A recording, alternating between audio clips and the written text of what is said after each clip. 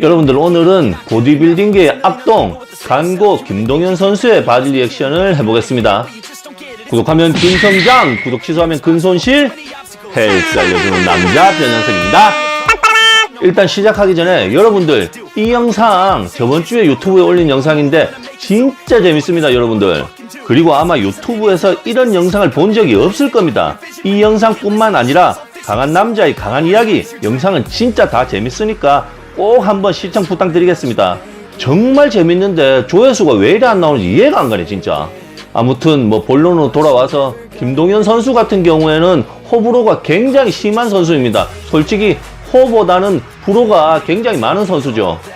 말 안 해도 잘 아시겠지만 방송 내용이 거의 다른 보디빌더들 저격하는 영상입니다.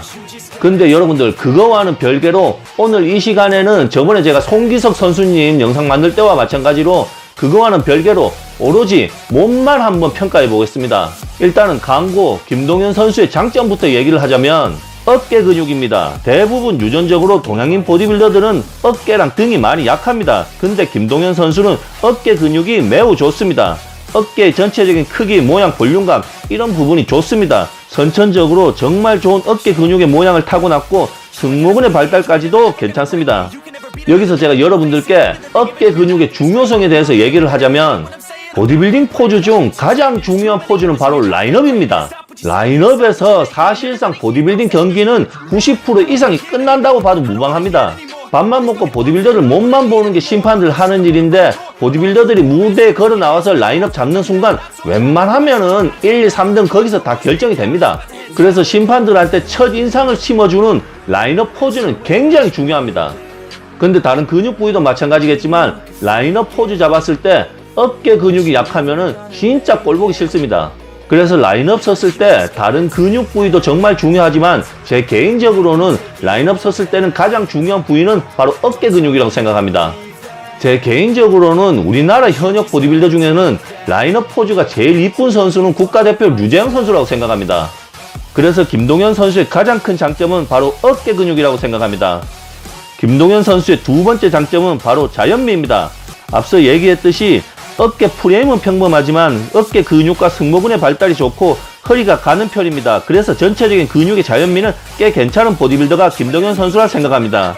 보디빌더의 자연미 같은 경우에는 운동을 독하게 한다고 해갖고 만들어지는 게 아닙니다. 얇은 다리를 굵게 만들 수는 있지만 짧은 다리를 길게 만들 수는 없고 굵은 허리를 가늘게 만들 수는 있지만 긴 허리를 짧게 만들 수는 없듯이 이쁜 몸 체형은 타고나야 되는 겁니다. 김동현 선수는 전체적으로 이쁜 체형을 타고났습니다. 제 개인적으로 우리나라 역대 보디빌더 중에선 박인정 선배님이 자연미가 제일 좋다고 생각합니다. 박인정 선배님이랑 실제 시합도 뛰어봤는데 정말 몸이 이쁩니다. 박인정 선배님만큼 몸이 이쁜 보디빌더는 제 개인적으로는 본 적이 없습니다. 어깨 근육의 발달과 좋은 체형, 자연미가 김동현 선수의 가장 큰 장점이라고 생각합니다. 여러분들 그러면은 김동현 선수의 칭찬 많이 했으니까 김동현 선수의 단점에 대해서도 얘기를 한번 해보겠습니다. 김동현 선수의 가장 큰 단점은 팔입니다. 팔의 분리도는 꽤 괜찮은 편이지만 팔은 좀 전체적으로 많이 약합니다. 팔과 함께 전완근의 크기도 조금은 부족합니다.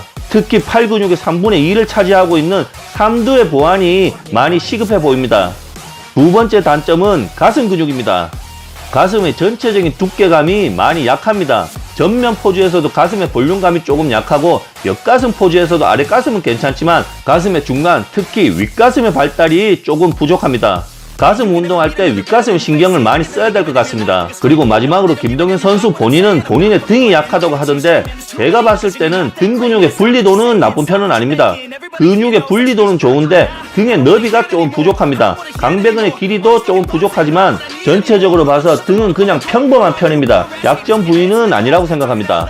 지금까지 김동현 선수의 장단점에 대해서 한번 얘기를 해봤는데 냉정하게 봤을 때 김동현 선수의 몸은 괜찮은 편입니다. 꽤 좋은 보디빌더입니다.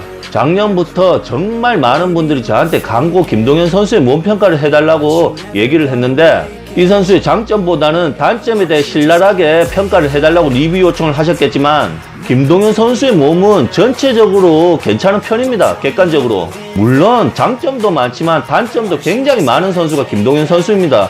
팔이나 가슴 부위 같은 경우에는 좀 많이 약한 편입니다. 그리고 전체적으로 몸의 볼륨감은 어깨 빼고는 조금 약한 편입니다. 앞으로 시합에서 좋은 성적을 내려면은 이 부분은 보완이 꼭 필요합니다. 그리고 마지막으로 이분이 얼마 전에 제 욕을 했던데 제가 거기에 대한 팩트를 바로잡자면 국가대표가 뭐 개나 소나 다 되는 것처럼 그렇게 얘기를 했던데 아닙니다. 매년 국가대표가 많이 나오고 국가대표가 많은 건 맞아요. 근데 그거는 보디빌딩 뿐만 아니라 다른 종목도 다 마찬가지입니다. 보디빌딩에서는 일진 국가대표, 그러니까 전국체전 1위한 선수가 바로 일진 국가대표입니다. 전국체전 1위한 선수가 세계대회에 출전하는 일진, 보디빌딩 일진 국가대표라고 생각하시면 됩니다.